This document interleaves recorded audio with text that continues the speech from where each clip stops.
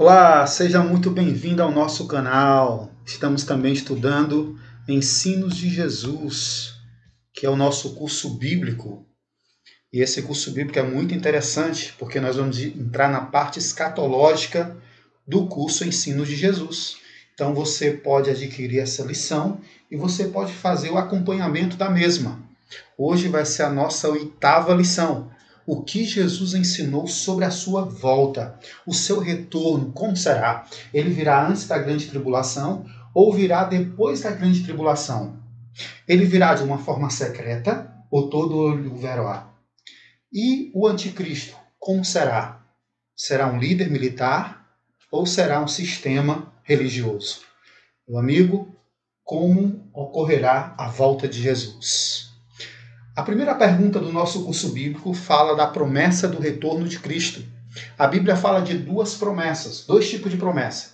Uma promessa condicional e uma promessa incondicional.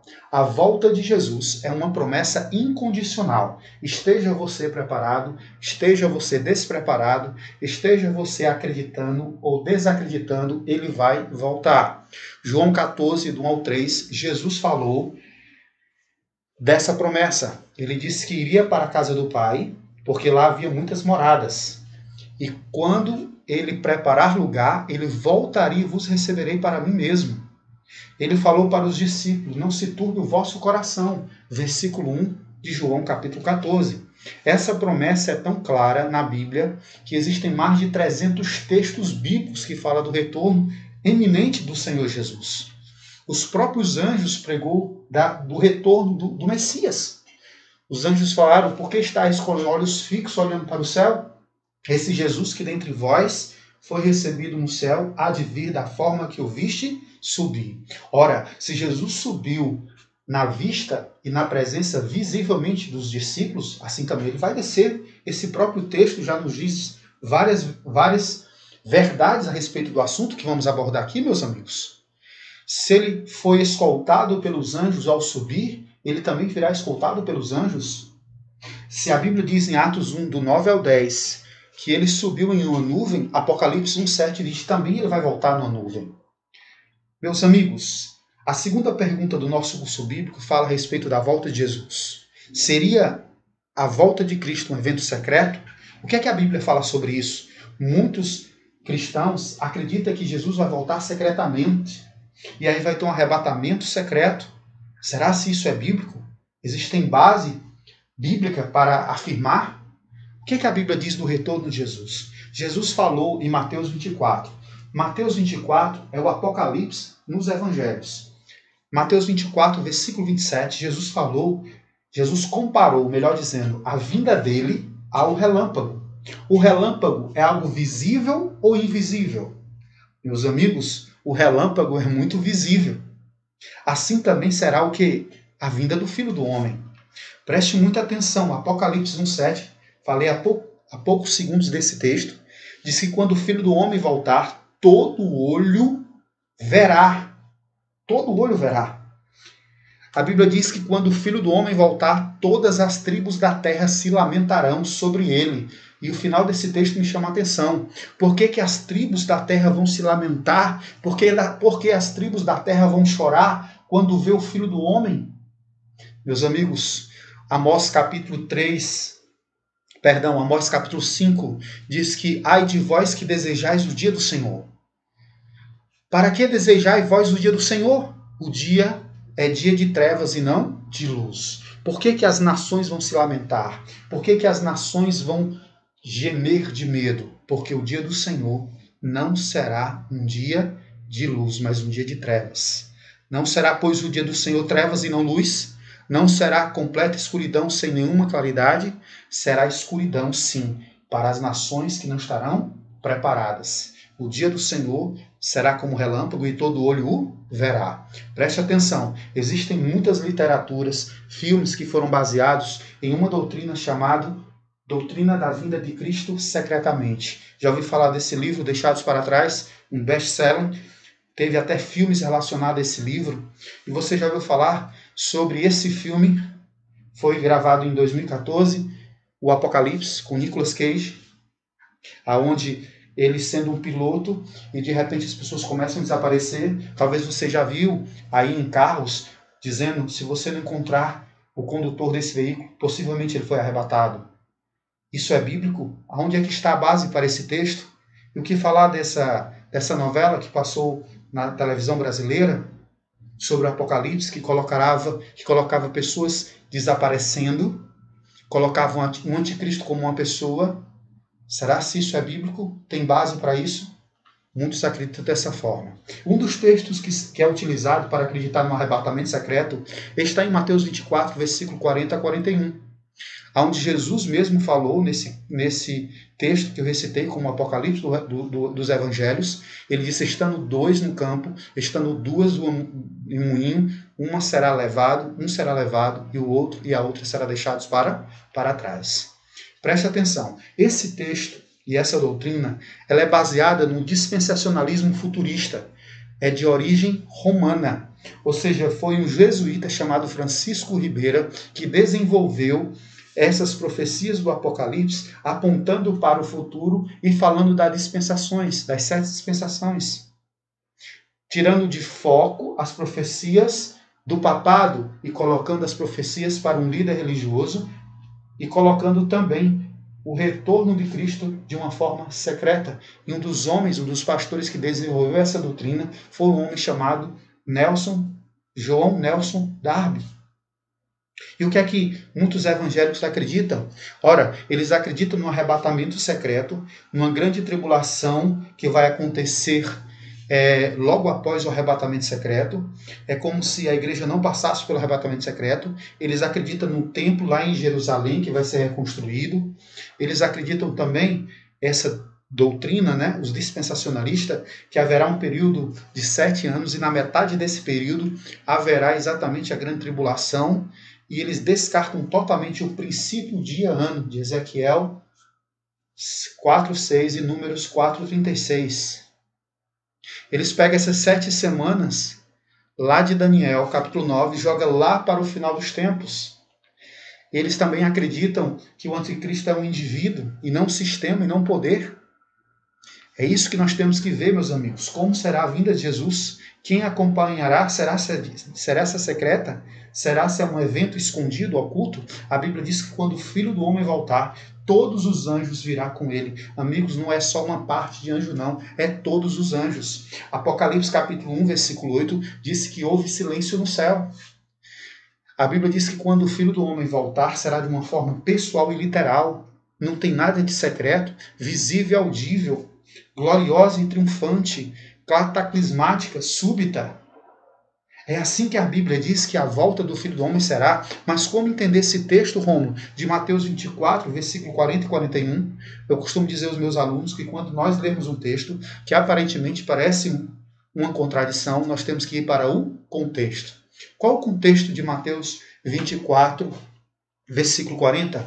Ora, o contexto são textos anteriores. E o que é que os textos anteriores falam? Os textos anteriores falam da vinda do Senhor e fala que a vinda do Senhor é comparada aos tempos de Noé. E também é comparado aos tempos da destruição de Sodoma e Gomorra. Os tempos de Noé, vamos apenas falar deles. O tempo de Noé, o dilúvio foi algo local ou universal? Quando o dilúvio veio, ele veio discretamente ou todo mundo perceberam? Olha o que é que a Bíblia diz. Amigos, a Bíblia diz no contexto anterior, versículo 37 a 39, que como foi no dia de Noé, assim também será na vida do Filho do Homem. Portanto, assim como os dias anteriores ao dilúvio, olha, eles comiam, eles beberam, casavam, se davam casamento, era um dia comum. E não perceberam até quando? Até que veio o dilúvio e os levou todos. Assim também será o dia da vinda do Filho do Homem. Não tem nada de secreto nisso. Sabe quem é que vai ser deixados para trás? Sabe quem foi deixados para trás no dilúvio? Quem não estava dentro da arca. Não existe, meus amigos, nada de secreto nesse texto. Então, se não há nada de secreto, o que Jesus quis dizer? Quando um será levado, outro será deixado. Jesus quis dizer, meus amigos, que a salvação ela é individual. Ninguém é salvo em família. Nós somos salvos individualmente. Devemos ser uma bênção para a nossa família, assim como Noé foi no tempo dele. Mas quando ele diz um será levado e um será deixado, é que nós devemos estar atentos. Mateus 24, 14. Mateus 24, 42, está percebido, Mateus 24, 44, perfeito? Na realidade, o que vai ser secreto não é a vinda do Senhor, é a vinda do anticristo. E o anticristo aí é a personificação de Cristo. Ou seja, é alguém que se personifica Cristo. E essa personificação de Cristo é exatamente a aparição do iníquo, que Paulo pregou lá em 2 Tessalonicenses. Certo? Então, a contrafação de Cristo, ele vai aparecer e desaparecer, é que será secreto. E ele foi profetizado isso em Mateus 24, 23 ao 27. Analise o texto. Portanto, se alguém lhe disser que o Messias voltou e estará lá no deserto, não dê o trabalho de ver. Ou que ele está escondido em certo lugar, não creia nisso. A vinda de Cristo todo olho verá. Apocalipse 1:7. Deus vai fazer com que o sol pare, como aconteceu na oração de Isaías, quando orou pelo rei Ezequias. E num momento só, todos vão contemplar a vinda do Senhor, não importa onde você esteja. Amém? Mateus 24, versículo 26. Qual é o objetivo, então, da vinda de Jesus? O que acontecerá? A Bíblia diz que quando o Filho do Homem vir com poder e grande glória, ele vai retribuir a cada um conforme as suas obras. A Bíblia diz que ele vai trazer um galardão, Mateus 22, 12. Que galardão é esse que ele vai trazer? A Bíblia fala do livro das memórias, Malaquias 3,16. E nesse livro consta o teu ministério pessoal. Aqui não tem a ver com a salvação, porque a salvação é antes do retorno de Cristo. Hoje a porta da graça está aberta. Hoje é o dia da salvação. Quando o Senhor da glória voltar nas nuvens com poder e grande glória, ele vai trazer um galardão. E esse galardão é exatamente o teu ministério. As almas que tu levou a Cristo. As almas que tu levou aos pés da cruz. Sempre quando a Bíblia fala que vai retribuir a cada um conforme as suas obras, sempre ele está falando primeiro das obras do seu ministério. Mas aquele que não tem ministério, aquele que não tem obras, aquele que não trabalha para Deus, consequentemente dá trabalho, então também vai receber um galardão, que infelizmente não tem nada a ver com as boas obras de Malaquias 3,16. Perfeito. Qual o objetivo da sua vinda? Vai reunir os escolhidos. 2. Ressuscitar os mortos em Cristo. Vamos já falar sobre isso. Transformar e receber todos os santos. Também está aí no nosso estudo. Destruir os poderes do mal. Entregar a coroa da justiça. Alguns interpretam também que o galardão seria a coroa da justiça. Reunir para a ceia das bodas do Senhor. Ou seja, Jesus disse que nem o comer do pão nem do vinho até aquele grande dia. Quando você participa de uma santa ceia, meu amigo, você está celebrando a morte de Cristo, a ressurreição de Cristo e também você está celebrando a segunda vinda de Cristo. Consequências do seu retorno. O que acontecerá quando o Senhor vier com poder e grande glória? A Bíblia diz que quando o Senhor vier com poder e grande glória, Paulo diz que haverá o quê? Uma transformação. Na vida de quem? Dos salvos. E essa transformação vai ser no abrir e fechar de olhos. A Bíblia diz que o que é mortal se revestirá de imortalidade. 1 Coríntios 15, 51 ao 53. A Bíblia diz que os salvos vivos serão glorificados, serão transformados. A Bíblia diz que carne e sangue não tem como herdar o reino dos céus. 1 Coríntios 15. Então é necessário que esse corpo corruptível, esse corpo se revista de incorruptibilidade, que esse corpo mortal se revista de imortalidade. Será um dia de glória, um dia de bênção. E esses que vão ser transformados são os vivos que estiverem preparados quando Jesus voltar. Qual o número dele? Apocalipse capítulo 7 diz que será um número simbólico de 144 mil. No meu curso de escatologia vamos estudar sobre o capítulo 7 e o capítulo 14. Mas nesse curso eu quero que vocês entendam que esse número é um número simbólico que representa o número dos salvos quando estiverem prontos quando Jesus voltar. Os justos ressuscitarão, ou seja, os salvos serão transformados, salvos vivos, E aqueles que morreram em Cristo ressuscitarão, não como desceram à sepultura, mas ressuscitarão também com o corpo glorificado, quando soar a última trombeta. Apocalipse fala de 7 trombetas. Essa é a última trombeta, não existe uma 8ª trombeta. E ao soar essa última trombeta, os mortos em Cristo ressuscitarão primeiro. Se eles vão ressuscitar primeiro, isso quer dizer que vai ter uma segunda ressurreição. Quem é que ressuscita depois? Vamos já saber. O que nós temos que saber agora, no momento, é que os salvos em Cristo ressuscitarão primeiro. E eles vão ao encontro do Senhor nos ares.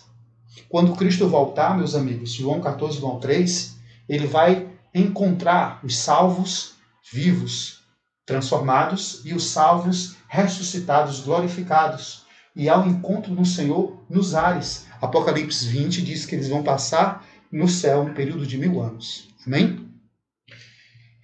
Sabe quem é que vai fazer a reunião dos salvos? Sabe quem é que vai juntar os salvos para o encontro do Senhor nos ares? Os anjos. Mateus 24, 32.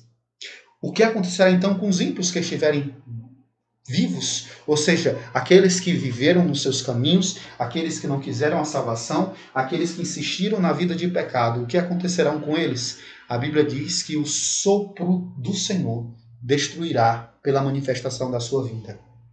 Jesus virá literalmente, e aqueles que não estiverem prontos para contemplar o Senhor nas nuvens do céu perecerão.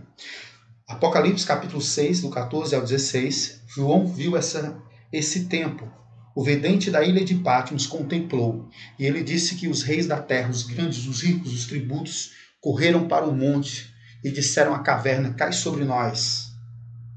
Que oração de desespero, meu amigo. Cai sobre nós e escondei do rosto daquele que está sentado sobre o trono e da ilha do Cordeiro. Meus amigos, será um dia de desespero. Por isso que o profeta Amós diz que vós que desejais o dia do Senhor, será um dia de trevas. Para quem? Para aqueles que não estão preparados. Não tem como haver possibilidade de ter uma segunda chance pós a vinda do Senhor. Isso não é bíblico. Se alguém tem pregado para você que depois da vinda do Senhor vão ficar gente aqui, a Bíblia não fala que ninguém vai ficar aqui. Jeremias 4, 23, que não vai ver ninguém aqui. Salmo 53 diz que virá o nosso Deus e não se calará, e um fogo se consumirá diante dele, e haverá grande tormenta ao seu redor. Meus amigos, e aqueles que morreram antes da vinda de Jesus? Aqueles que fizeram mal. Por exemplo, Caim assassinou o próprio irmão, não houve arrependimento biblicamente para Caim. E os antediluvianos, e os imperadores romanos que levaram os cristãos, como Nero, mandou decapitar Paulo, Diocleciano, todos esses, Adolfo Hitler, esses ditadores que fizeram terríveis coisas para a humanidade. O que acontecerá quando Jesus voltar com eles? Sabe o que vai acontecer com eles, meus amigos? Nada, eles vão continuar mortos. Porém, a Bíblia diz que vai haver uma segunda ressurreição. Quando a Bíblia diz em Apocalipse 25, o restante dos mortos não reviram até que se completasse 1000 anos. Isso quer dizer que o resto dos mortos, o que não ressuscitou na primeira ressurreição, lembra de 1 Coríntios capítulo 15, ressuscitarão na segunda. E a segunda ressurreição, de acordo com João 5, 28, é a ressurreição do juízo. Ou seja, a Bíblia fala de 2 ressurreições. Atos 24, 15. A primeira ressurreição, quando Cristo voltar, ressurreição da vida. A segunda ressurreição, a ressurreição do juízo. E qual é o período entre a primeira e a segunda ressurreição? Apocalipse capítulo 20, um período de 1000 anos. Que sinais preditos por Jesus indicam a sua vinda? Podemos falar de muitos aqui, mas eu quero destacar apenas os sinais astronômicos. Sinal no Sol, na Lua e nas estrelas. Esses sinais são evidentes. Se você tiver uma boa enciclopédia, houve o escurecimento do Sol e da Lua, considerado dia escuro, em 19 de maio de 1780. E a queda de estrela não foi apenas 2 ou 3 estrelas, foram mais de 60 mil estrelas. Aconteceu no dia 13 de novembro de 1833. Terremotos com mais frequências têm acontecido muitas e muitas vezes. Meus amigos, Pedro nos dá um sinal a respeito do retorno de Jesus. Pedro diz o seguinte: tendo em conta antes de tudo que nos últimos dias virão escarnecedores conforme os seus escarnos, dizendo onde está a promessa de sua vinda.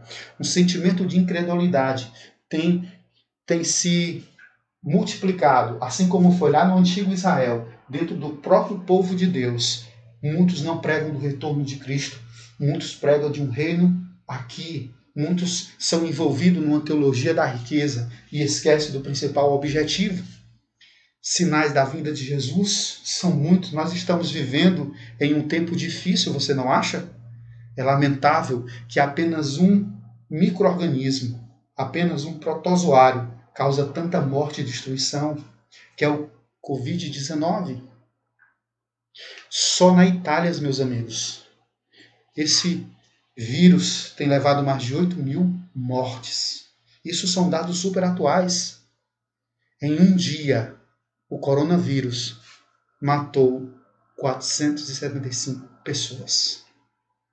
Eu quero que você entenda uma coisa e preste muita atenção. Imagine que o mundo é um grande trem. E imagina que esse trem está indo para a destruição. E você está ali pronto. Você está ali determinado a sair desse trem. Você escuta alguém dizendo, saia do trem, porque esse trem está indo para um desfiladeiro. E você começa a compreender essa mensagem, decide sair do trem. E a cada parada alguém diz, sai do trem, o trem vai cair, o trem vai para um desfiladeiro, esse trem vai explodir. E algumas pessoas no trem começam a zombar de você, algumas pessoas no trem falam que você é fanático, algumas pessoas no trem dizem que você está louco, assim como disseram com Noé. E dentro desse trem existe um outro grupo de pessoas. E o segundo grupo de pessoas acredita em você, mas simplesmente não fazem nada.